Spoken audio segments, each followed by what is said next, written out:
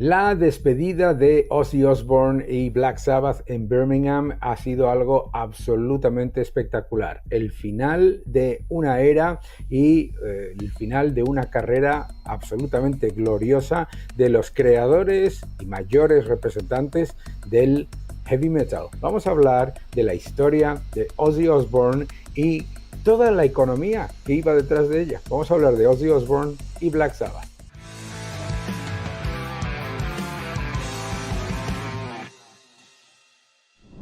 Hola a todos y bienvenidos a mi canal. Muchísimas gracias por suscribiros, gracias por dejar vuestros comentarios y gracias por darle un me gusta a este vídeo. El nuevo orden económico mundial, ya en segunda edición, nos vamos a la tercera, no te lo pierdas, es mi nuevo libro, El nuevo orden económico mundial. Black Sabbath.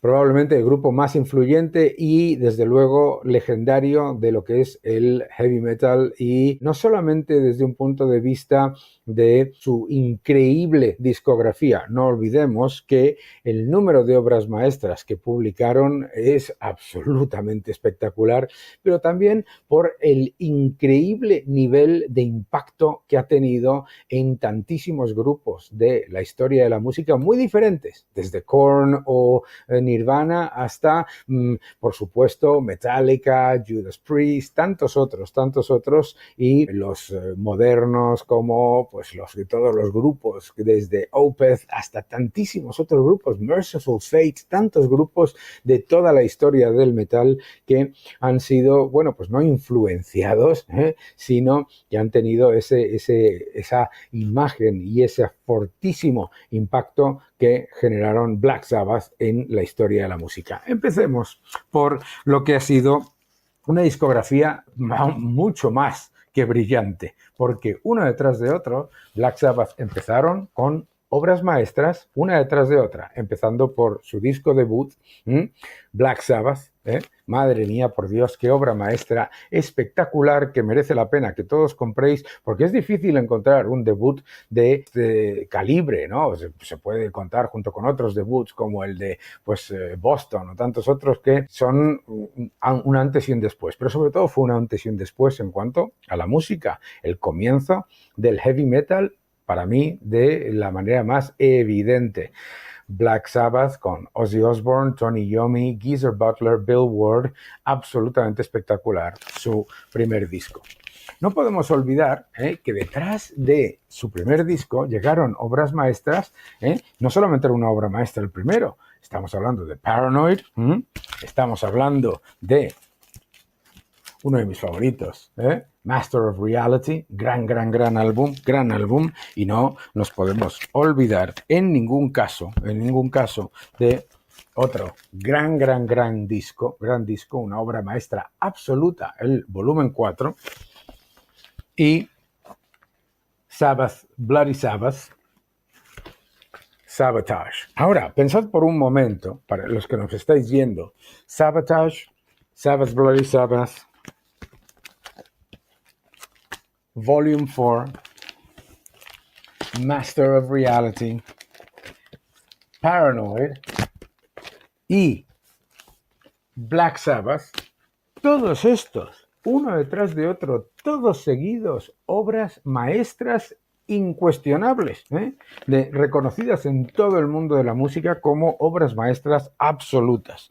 Pero no nos podemos olvidar tampoco de uno que a mí me gusta bastante, a pesar de ser muy criticado, como es Never Say Die. Obviamente, Black Sabbath reflejó un antes y un después en el mundo de la música. Tenemos, obviamente, pues aquí toda su discografía en CD, y no nos podemos olvidar del que menos me gusta a mí, pero que tiene buenos temas, que es Technical Ecstasy, probablemente el disco más flojo, ya con unos Black Sabbath que estaban en una situación complicada en cuanto al uso de drogas, etcétera, etcétera, y bueno, pues que generaron un cambio económico que ahora vais a entender perfectamente.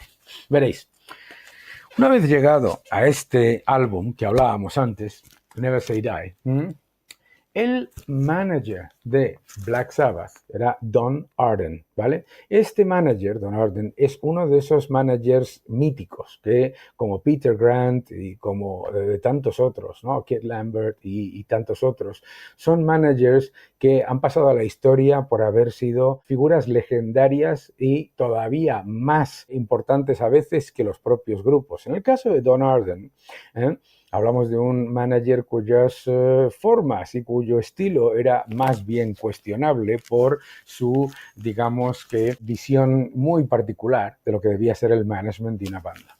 ¿Y qué es lo que ocurre en ese momento? En ese momento, ante el problema de drogas del señor Ozzy Osbourne, Don Arden le dice al grupo que tiene que deshacerse de Ozzy Osbourne y buscar un nuevo cantante. Venía una nueva era del heavy metal, llegaba una nueva oportunidad para las bandas y lo que necesitaban era un cantante que acompañase a esa banda a lo largo de una época completamente diferente a la de los primeros 70. ¿Quién era la novia, luego esposa de Ozzy Osbourne? La hija de Don Arden, el manager de Black Sabbath. La hija de Don Arden, Sharon Osbourne, como la conocemos ahora ya casada, Sharon Osbourne, la hija decidió hacer lo siguiente. Iba a ser no solamente la manager de un Ozzy Osbourne que estaba desahuciado por la crítica y por los medios de comunicación, etcétera, por su adicción a las drogas y al alcohol, no solamente iba a ser manager, sino que iba a convertir a Ozzy Osbourne en una estrella mucho más grande de lo que había sido Black Sabbath por su cuenta. La rivalidad entre Sharon y su padre, Don, como managers, es un elemento clave para entender lo que pasó después en la historia de Black Sabbath. Black Sabbath recluta a Ronnie James Dio, que viene de Rainbow con Richie Blackmore, y empiezan su andadura. Pero, mis queridos amigos, aquí es donde entra Sharon Osbourne y la decisión de crear una banda para Ozzy Osbourne con este álbum absolutamente espectacular. Y esa rivalidad Sharon-Don Arden lleva a que Black Sabbath y Ozzy Osbourne empiecen a tener una rivalidad en la que presentan discos absolutamente espectaculares y resulta que por primera vez en muchas veces, muy raro en la historia, nos encontramos que una banda que pierde al cantante, el cantante genera una obra maestra absolutamente espectacular y la banda también, increíble. ¿No? No solamente eso, sino que con Ronnie James Dio, Black Sabbath llegó a ser una banda extremadamente popular. Este álbum a mí me encanta, Mob Rules, y ahí empezó el problema importante. El problema importante de Sharon Osbourne, mis queridos amigos, es uno de esos managers que merece la pena recordarse por su absoluta y incuestionable obligación personal de defender a su cliente. No solamente fue un grandísimo éxito Blizzard of Oz, sino Diary of a Madman, Bark at the Moon, Just Say Ozzy, etcétera, etcétera, etcétera, discos de platino. ¿Y qué es lo que consigue Sharon Osbourne? Sharon Osbourne consigue que Ozzy se convierta en una estrella absolutamente gigantesca y no solamente consiga salir adelante, sino que además de manera más grande que los propios Black Sabbath, hasta discos posteriores como el propio Black Rain, etc. La discografía de Ozzy Osbourne, sobre todo los primeros años, absolutamente espectacular. ¿Qué es lo que pasaba en Black Sabbath? Que el nuevo cantante, Ronnie James Dio, pues no estaba muy contento con esa posición de cantante detrás de una banda ya legendaria y se pelearon tras un disco en directo del que hablaremos porque ahí también hubo una acción maestra por parte de Sharon Osbourne, Y obviamente Ronnie James Dio publicó estos grandes discos, The Last in Line, Holy Diver, etcétera. Este maravilloso pirata que no debéis perderos, y sus grandes conciertos en Donington. Bueno, una cosa increíble. Ahora, Vamos a hablar de cuando Sharon Osbourne saboteó completamente a Black Sabbath ya para crear un antes y un después incuestionable. Habíamos hablado sobre Black Sabbath ya con Ronnie James Dio, escalan nuevos niveles de popularidad, de hecho bastante potentes, incluso una gira increíble, Black and Blue con Blue Oyster Cult, con este nuevo cantante que venía de Rainbow, que venía de Elf, un increíble, vamos, uno de los mejores cantantes de la historia del heavy metal, y sacan esas obras maestras totales, que son, como hemos visto antes, Heaven and Hell y Mob Rules, dos grandes álbumes, y tras una gira muy importante deciden hacer algo diferente, que es hacer un disco en directo en el que con Ronnie James Dio cementen y pongan en valor su posición como banda absolutamente espectacular y que el mundo considere las canciones históricas de Ozzy Osbourne que se cantaban por parte de Ronnie James Dio como ya propias solamente de la banda, en las que Ronnie James Dio era el nuevo cantante y por supuesto Ozzy Osbourne menos importante. Y sacaron este maravilloso álbum, no os perdáis esta caja, Live Evil, en el que Ronnie James Dio daba su versión de estos grandes temas creados por la banda con Ozzy Osbourne. Sharon Osbourne sabe perfectamente que van a sacar un disco en directo y que va a ser un disco fundamentalmente de canciones de Black Sabbath. Black Sabbath tiene ese nuevo ímpetu como banda que ya se ha creado una segunda vida con Ronnie James Dio. ¿Y qué es lo que hace Sharon Osbourne? ¡Boom!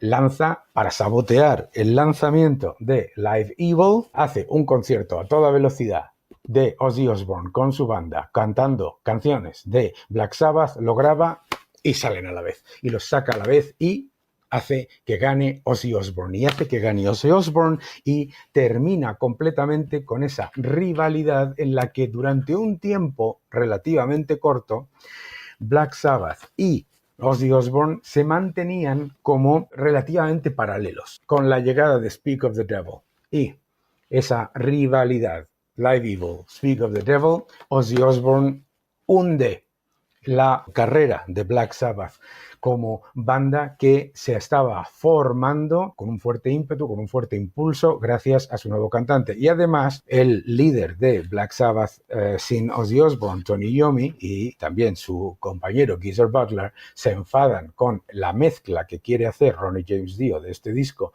que en la que quiere subir las pistas de audio de los vocales. ¿Y qué es lo que hacen? ¡Hala! Lo despiden. Y ahí se acabó, mis queridos amigos, la carrera de Black Sabbath como, digamos que, un gran grupo con grandes diferencias que, podía competir en la liga de los primeros junto con Ozzy. Ozzy sigue subiendo. Sharon Osbourne, muy inteligente, siempre orientando a Ozzy Osbourne hacia todos aquellos que estaban influenciados por Black Sabbath, pero que se convertían en los nuevos líderes del movimiento metálico. Y crea ese Ozzfest, esa gira en la que Ozzy Osbourne se une a las nuevas voces y los nuevos grupos de ese género y por lo tanto siempre va quedando su posición mítica y legendaria como el líder absoluto del movimiento metálico en un entorno en el que Black Sabbath sigue sacando discos, pero ya es otra cosa, y ya es otra cosa porque nos encontramos discos como el fracaso absoluto que fue con Ian Gillan de Deep Purple en a las voces, ¿no? O este que a mí me gusta bastante, ¿no? The Eternal Idol, pero ya Black Sabbath va para abajo, Ozzy Osbourne va para arriba. Esa posición de rivalidad entre Tony Iommi, Geezer Butler, Black Sabbath y Ozzy Osbourne se mantiene incluso después de que Black Sabbath abandonase a Don Arden como manager, pero Sharon Osbourne continúa creando un perfil absolutamente legendario para Ozzy Osbourne a través de álbumes como las recopilaciones, etc. Black Sabbath, obviamente, se reúne con Ronnie James Dio en un disco que merece la pena tener, Dehumanizer, en el que intentan recuperar la gloria que estuvieron a punto de alcanzar en ese periodo de Heaven and Hell, Mob Rules, Live Evil, y que se truncó por problemas personales, pero sin embargo Dehumanizer no terminó de llevar a Black Sabbath a esos niveles de los años 70, por supuesto, o de esos primeros 80. Ozzy Osbourne sigue siendo un gran vendedor de discos. Sharon Osbourne no solamente le convierte en un gran icono del metal, sino también en un icono ¿de qué? De la televisión, de la televisión.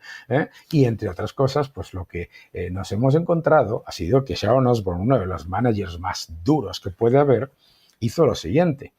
Ante la negativa de los que tocaban en los primeros álbumes de Ozzy Osbourne, Diary of a Madman y Blizzard of Oz, ante la negativa del bajista y el batería de llegar a un acuerdo que obviamente era muy beneficioso en cuanto a royalties para Ozzy Osbourne, ¿qué es lo que hace? Sharon Osbourne los borra de las pistas y salieron unas remasterizaciones en las que no tocaban ninguno de los dos. Estamos hablando Sharon Osbourne muy al estilo Donald Trump en cuanto a su gestión. Muy importante también, eso luego se revertió de acuerdo y se llegaron a acuerdos, el feudo entre Sharon Osbourne y Iron Maiden.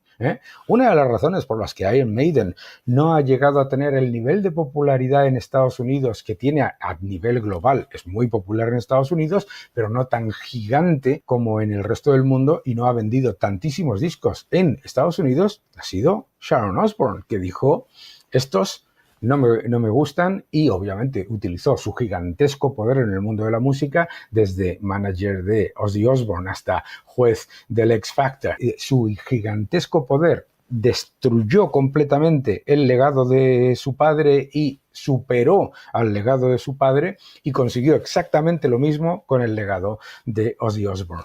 Después de esa aventura de recuperar la banda de Black Sabbath con Ronnie James Dio, que no tuvo el resultado esperado, aunque musicalmente espectacular,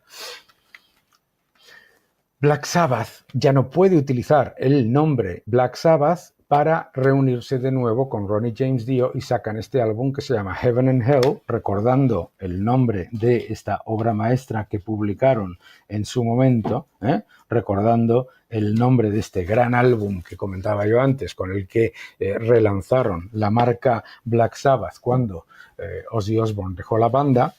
Heaven and Hell, un álbum fantástico, pero de nuevo con éxito, desde luego con mucho éxito a nivel conciertos, pero ya no estamos hablando de los niveles de platino, multiplatinos, que tenemos que recordar que la discografía de Ozzy Osbourne, es